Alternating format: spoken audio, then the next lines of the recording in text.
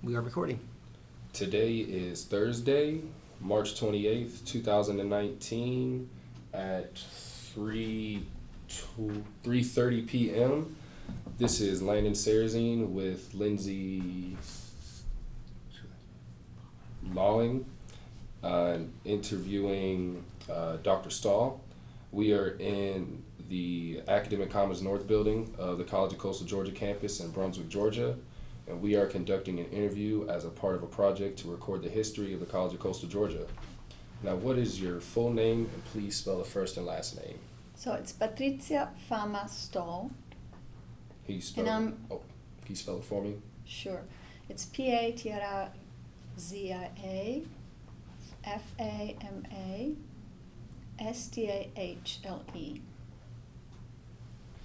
All right. Where were you? So Fama is my maiden name and Stahl is my married last name. Where were you born? I'm originally from Italy. Okay. What was your childhood hometown like, and being that you were from Italy, what was life like over there? I had a very good childhood. My father was a pilot in the Italian Air Force, and my mom was a professor. She taught English. She taught the English language and also literature at the university. My hometown is Catania in Sicily, where there is a very important American base, Sigonella. It's very important for its strategic position. And so I grew up really playing with American kids at the base because my father was commander of the Italian airport, the Italian side of the base. And I was always fascinated by American culture. And then when I was at the university, 2 summers I went to England, and that's where I, perfected my English, I guess. And I was teaching at the base, Sigonella, based on my Italian credentials. I have a degree in humanities, and University of Maryland evaluates it as a master's. And I taught modern Italy and the Roman Republic, the Roman Empire, and many classes of Italian language, beginning, intermediate, and advanced. So, and then I met my husband and I got married. I married an American. So I think I had a good childhood. My parents emphasize the importance of an education. I have a sister too. So being that your mother was an educator, did that shape you into wanting to become one yourself later in your life? I think my mother was a good role model because she wanted to teach. She had a degree, and I think that maybe my father was not so convinced that she should do it, but then he was happy that she was happy. Yes. When did you make your way over to the States? Well, I was visiting my sister. Her husband was Italian. I visited her in Chicago, and I also traveled to California. When I came to the United States with my family, we went to Mississippi. Then we went back. We were in Naples for 3 years, and then we came to Georgia. So I've been in Georgia since 1999, and I started teaching at the college in fall 2000, full-time. How did your involvement with the college begin, I guess? Well, when we came, because I wanted to teach, I taught at Sigonella, I taught in Naples, in 4 different bases. I wanted to teach. So what I did is I went to the base, the Kings Bay base. Every base always has an education office, and I got all the information, so the address, and phone numbers of any institution that was at let's say, the reasonable distance, and I made applications. And my husband will say, "Oh, you don't even have a house yet, and you're doing applications," because we stayed in the hotel for 3 months before moving into a house. That's the house in which I still live in Camden County, in Kingsland. And I could have gone to Jacksonville, University of Florida, but for the adult program, because they needed somebody that could teach us History 1 and 2, and also World Civilizations 1 and 2. And but also I had an interview at FCGA, the Yulee campus, and one here. At the time the college was very little. There were like 3 buildings maybe. And I was hired and started here. I preferred, this opportunity. This was just so nice. It was a very pretty college, and driving to Jacksonville every day was not really appealing to me. And so I started, and a whole world of opportunities opened up to me because I was able to participate in the study abroad program. I did exhibits in the library, historical exhibits. I could teach many courses. I went through several administrations. When I was hired, we had Dr. Lord. She was an historian. She had a PhD in history from the University of Florida in Tallahassee. And then we had Dr. Hepburn. She's the one that launched the college, from a community college to a state college. Then we had Dr. Aloya, and he had a lot of passion for the students. I've never seen a college president helping the students moving in the dorm. And now, then we had the interim Dr. Amsteds, and now we have Dr. Johnston. So I've seen a lot of changes. They were always good changes for me. What is your position with the college? Specifically, what do you teach and what do you oversee? So I teach history. And I made it all the way to professor. I was hired as an instructor when I came. We're gone to Mississippi for 5 years. That's where I went to school. But when I was hired here, I had hours, beyond for my PhD, but I not finished all the hours. So I went back 2 summers, and I finished the hours. Then I did a dissertation, and so as soon as I finished all the hours, that was 2003. I was promoted to assistant professor, and then I was promoted to associate professor. Last year I was promoted to professor, full professor. So I also earned many awards. I made Professor of the Year, Advisor of the Year, the service to the institution. I was nominated Governor Teaching Fellow, and right now I'm Chancellor Learning Fellow. So I had a very good career at the College of Coastal Georgia. It was good for me. How has the Camden campus changed or evolved over the time since you've been there? How has it grown? Well, that was Dr. Lord's, goal, because she understood there was pressure in the community, especially from Kings Bay, to open, let's say a satellite campus there. Also, just from the community at large, because there were many fathers of families or mothers that had to drive either to Jacksonville or they would go to Georgia Southern to finish their degrees, especially masters. And also for the children of people that came, for the base. At the Camden Center, we have a lot of students that are Navy brats. Their parents are working at the base. That base is very important. Do you know that is the third one in the country as importance in the defense of the whole United States? There is one in Virginia, one in Washington State, and number 3 is Kings Bay. It's a very important base.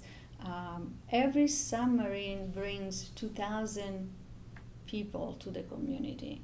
And they're not just military, they're also civilian, their families. So the base has brought a lot of wealth to Camden County. And we have very nice students. I would say that the culture at the Camden Center is a little bit different than the culture here in Brunswick. Because they are students, they're young people that traveled a lot. They've been in Japan, they've been in Latin America, they've been in different places in Europe. It could be England, it could be Germany, many were in Italy.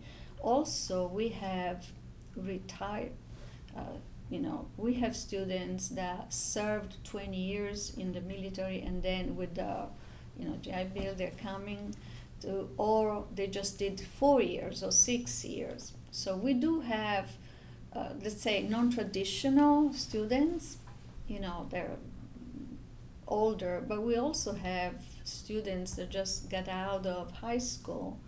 And the Camden Center is strategically positioned by the high school, the Camden High School, just like here now we have the high school across the road, in Brunswick. What I like about the Camden Center is the togetherness of the Camden Center, because it's a very modern building where you have the classrooms, the offices, and the labs all together. And so the students come in, they just come in all the time and they talk about history with me. I have an open door policy. So they're not intimidated. Here now we are big. At first we only had 3 buildings. Now it's much bigger. But I love it. I love this campus. It's very beautiful. Patrizia, was there a presence of CCGA faculty before the Camden Center was built, or did it just begin with the Camden Center? No, at first we were, and I taught some classes. It was an old school. It was an old middle school. And it was not in very good conditions. But the director of the library in Camden, John Kissinger, before he was librarian here. But then when we were in the old school, he was librarian there too. I think he had both, some days in Camden, some days in Brunswick. The new Camden Center was opened June 2004. The building is still the same. Mm-hmm. But we had many faculty. There are professors here that taught there, business, math, science. Not as much as we used to now. Mm-hmm. For a while, there was this rule: when you were hired, you had to be able to teach both places. Mm-hmm. I think that is no longer the case, because we're just so much bigger. Right. We have so many committees, so many projects. Very true. Yes. With the base being right there, what interactions or outreach has the college had to those people on the base, and what interactions have you We had? have very good relations. I've had students from the base that came to class in uniform. I have many women whose husbands serving on the submarine, and they tell me, that the husband is gone for 3 months, and and they manage the house, take care of the children. I think we have a good relationship with them.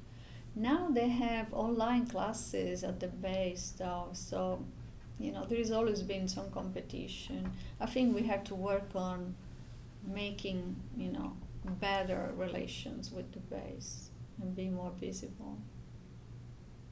What changes of technologies have you seen throughout the years on the campus? A lot, because at first we had like the old projector. We used to have two individuals only that took care of the technology, and we had TVs in the classroom, and sometimes in some classrooms there was no equipment at all, and so they would bring it, they would bring the projector, or if we had to show a movie we had portable TVs. The the building that today is called Academic Commons North, it was a very old building, and we had black, we had, yeah, Chalkboards? yeah, the blackboard, the blackboard, like when I was little and I went to school, and the chalk. So I think we have a very, very nice modern buildings. The Camden Center is modern, and all these new buildings have been either renovated or is like, we have new buildings, like the Corel building did not exist before. Did you see changes on that campus once it changed from a 2-year to a 4-year school? Did you see any impacts? Of course, we were excited about being a 4-year institution. Yes, the best thing is that before we just prepared our students for 2 years, and then when they were nice and prepared, they would go somewhere else. Now they can stay for 4 years, and at the Camden Center, we have tried to have all the classes for an associate, and then they come to Brunswick afterwards. So there is continuity, and you can see your students progress. It's just a great feeling when they graduate. Mm-hmm. I have students that ask me for letters of recommendations for a master's or even a PhD. So we have had very good students. We've been blessed with good students that made progress.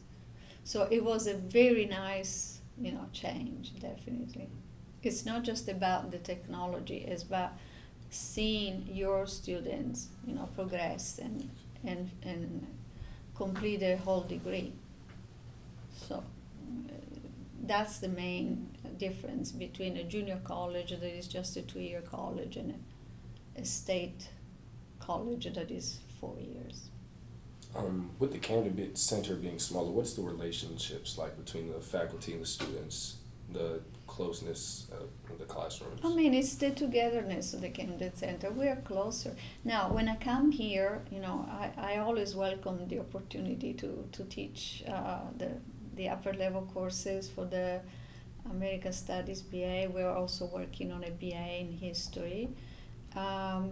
The students from Camden, when they run into me, like when I'm walking from building to building, they hug me and they say that they actually miss the Camden Center, the togetherness of the Camden Center. Usually I encourage them. I say, you're gonna love it. You're gonna love to go to Brunswick, because it's a beautiful campus, and you make new friends, and some of the professors, they already know. I've had Camden students in my women's history class, in my diplomatic history, and they had taken with me US History 1 and 2, and they feel comfortable and they sign up for my classes. So I think that the best outcome is continuity. How did your department change and develop over the time? Okay, when I was hired, we were just one general studies division, and we had a chair, okay, and a president and a vice president. So can you imagine, we were just one division. Then they started dividing it, and we had the humanities and social sciences, and then we had just the sciences, so math and sciences. So we had 2 deans at the time. That's still at the time of Dr. Lord still. And what was funny was that the PE sometimes was with us, with humanities and social science, and sometimes it was with math and science. Then, once we went for years, we had schools. So that was a big change to have the schools and the departments. So at first I was in one school that was humanities and social sciences. And now we have a department of social sciences and a department of humanities. When did that happen? Do you remember the time period? I think this last change was maybe 5 years ago. Yes. So relatively recent. Yes, Okay. relatively recent. And it really means that we're growing. So, you cannot have just one school. You have to have a school with departments because it's just too many to, to manage and evaluate for the chairs. So as we get bigger, the whole the structure of the schools and the departments changes. It's inevitable. Are there any clubs or organizations on campus at the Candidate Center for the students? They are the same. The students are, they are told about these. We have a whole center for the students where they can play, they can have food, they can play ping pong, they can play pool, they have TVs. We also have the lounge for the veterans. Mostly whatever happens here happens there too, when we have various student affairs individuals from Brunswick that come to the Camden Center. Yesterday they had massage and they had food for the students from 10 to 2. Sounds great. Yes. Mm-hmm. Do you have any specific stories or memories about the college or the Camden Center that you'd like to share with us? I don't think so. I mean, I always try to be active, especially because I teach history. And so whenever I have an opportunity, I organize these, historical exhibits in the library.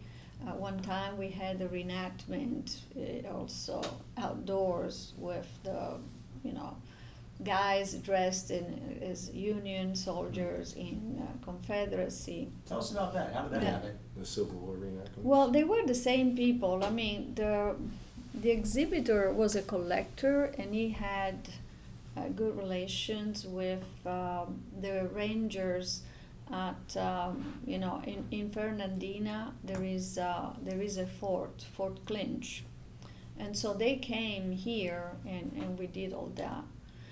One time at the Camden Center, I did the history of the Spanish-American War, and we were outdoors with these guys that were dressed in uniforms for the Spanish-American War. They even brought the cannon, and so we had to get permission from the sheriff.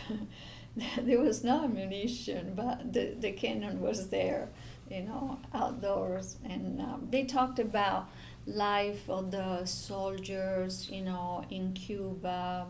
And they didn't have just uniforms, but they were explaining, the life of the soldiers, how they eat, what they were doing, and talked about some battles, because these rangers have masters in history. They were very knowledgeable. So that was and each time I would also invite the press.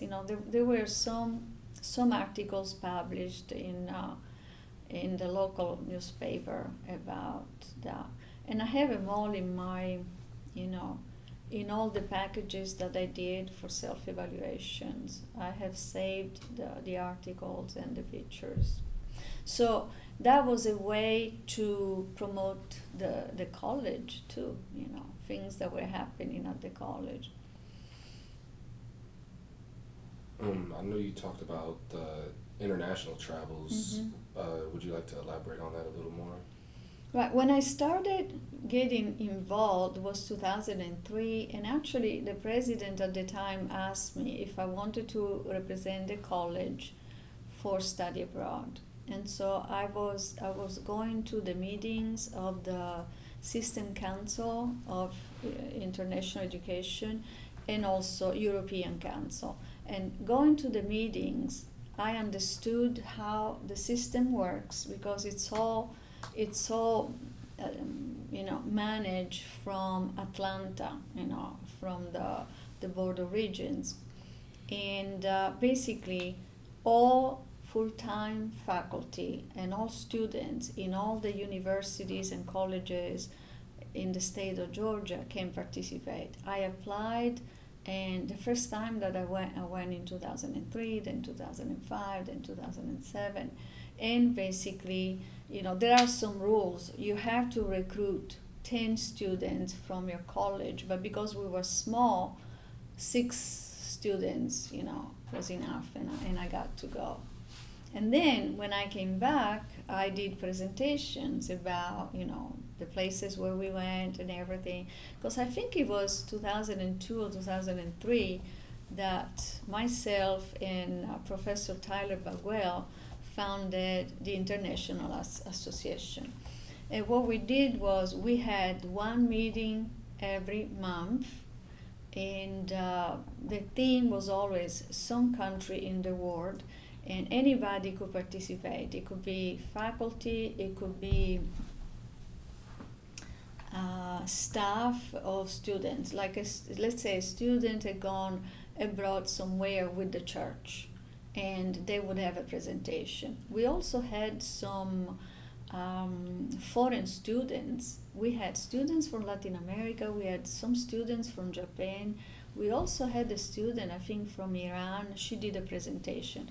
And Professor Bagwell is very creative, and each time we would have food, So when I talked about Italy, I didn't talk just about the study abroad and what we did, but also the culture, monuments, where the students went with me. We went to Rome, we went to Florence, we went to Venice, we went to Pisa, and I had pictures and everything. We tried to have some Italian food, and we always did them at lunchtime, 12 to 1, and so that worked very well.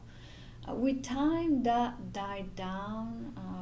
I was more and more the Camden Center. Professor Bagwell has got involved in other endeavors, and he now is teaching film, and so I don't think he has time. But he created the trip to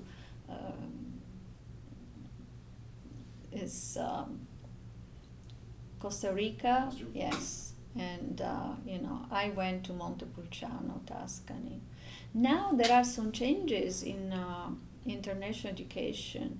They made some different rules now, and practically the professors will be paid by the system, so it's gonna be different.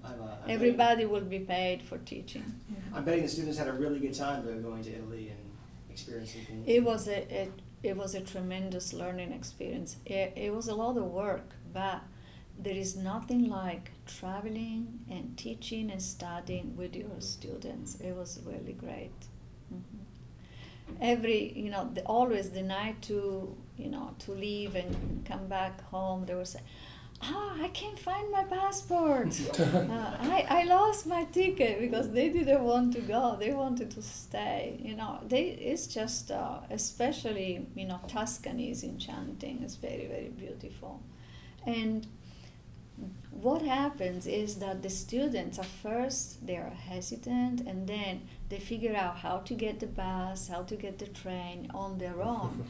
And they have this feeling that they are really, independent in their learning. So, and I had, all the colleagues. We were usually 4 professors, about 40 students from different institutions. So it was really a great experience.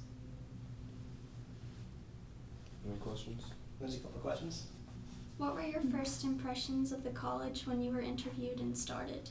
I loved it. I thought this is it, you know. I really liked it. And it was I had to, practically, I was interviewed at first by the vice president of academic affairs, and then I had to do a presentation in front of a committee, and they asked me questions and everything. So I did a presentation, and then I went, you know, I was interviewed by Dr. Lord. She was the president at the time, a remarkable woman. And we just talked about history, and we ended up talking about women's history and the Declaration of Sentiment. She said not many people that came to this office knew that, you know. And years later, she told me, "Oh, when we hired you, I knew you were going to be good." That was the best ever thing, you know. And she was just visiting here. We were already a 4-year. This was just a couple of years ago. Mm-hmm. How has the new construction changed the campus environment, in your opinion? I think it's better. I mean, at first it was difficult because I was teaching here full time. You know, there was no place where to park, and in many buildings there was no bathroom, and there was all this construction. But it didn't bother me. I had a very strict upbringing. You know, my father was a military man. And my mom was strict as well, so I usually don't lament about these little things. That it was not, you know, something. I know that we had colleagues that were complaining, but, you know, I'm adaptable. Did it feel more like a 4-year college, Yes, definitely. as the buildings came up? Mm-hmm. Definitely. And you know, I belong to many organizations for history, and actually I'm a board member of the Georgia Association of Historians, and I represent the college in the RAC, which is the Regency Advisory Committee in History. We have a very good reputation in the state. Everybody talks very well about the College of Coastal Georgia. They think that this is a great location, and with my colleagues a couple of years ago, we organized the Georgia Association of Historians on Jekyll Island. We had 100% participation. They love to come to the Golden Islands, and and they bring their family, and they stay a couple of days more because they like to go to Jekyll Island and to St. Simon's. And I tell you one thing, when I was going with my colleague to Jekyll, we went to the museum. Guess what? I met one of my students that now, you know, it was one of my history students, and he said, "Do you recognize me?" I said, "Yes, I do."